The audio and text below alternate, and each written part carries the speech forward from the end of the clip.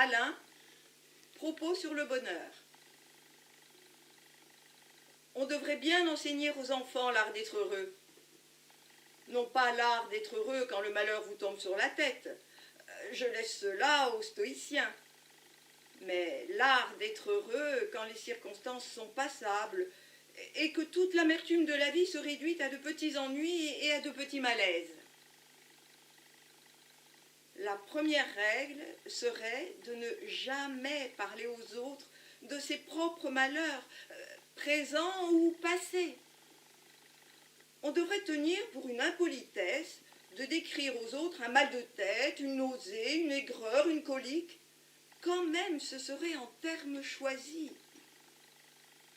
De même pour les injustices et pour les mécomptes. Il faudrait expliquer aux enfants et aux jeunes gens, aux hommes aussi, quelque chose qu'ils oublient trop, il me semble, et quelque chose qu'ils oublient, et c'est que les plaintes sur soi ne peuvent qu'attrister les autres, c'est-à-dire, en fin de compte, leur déplaire, même s'ils cherchent de telles confidences, même s'ils semblent se plaire à consoler. Car la tristesse est comme un poison. On peut l'aimer, mais non s'en trouver bien. Et c'est toujours le plus profond sentiment qui a raison à la fin. Chacun cherche à vivre et non à mourir. Et cherche ceux qui vivent, j'entends ceux qui se disent contents, qui se montrent contents.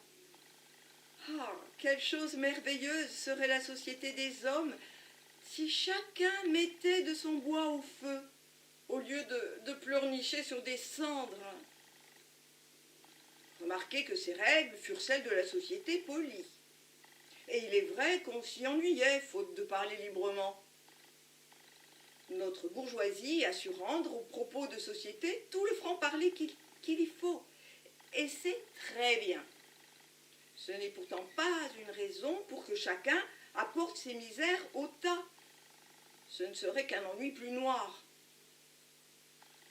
Et c'est une raison pour élargir la société au-delà de la famille, car dans le cercle de confiance, on vient à se plaindre de petites choses auxquelles on ne penserait même pas si l'on avait un peu le souci de plaire. Le plaisir d'intriguer autour des puissances vient sans doute de ce que l'on oublie alors, par nécessité, 1000 petits malheurs dont le récit serait ennuyeux. L'intrigant se donne, comme on dit, de la peine, et cette peine tourne à plaisir, comme celle du musicien, comme celle du peintre. Mais l'intrigant est premièrement délivré de toutes les petites peines qu'il n'a point l'occasion ni le temps de raconter. Le principe est celui-ci. Si tu ne parles pas de tes peines, j'entends de tes petites peines, tu n'y penseras pas longtemps.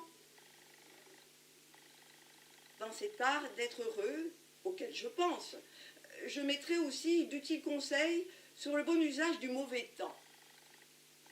Au moment où j'écris, la pluie tombe. Les tuiles sonnent, 1000 petites rigoles bavardent, l'air est lavé et comme filtré.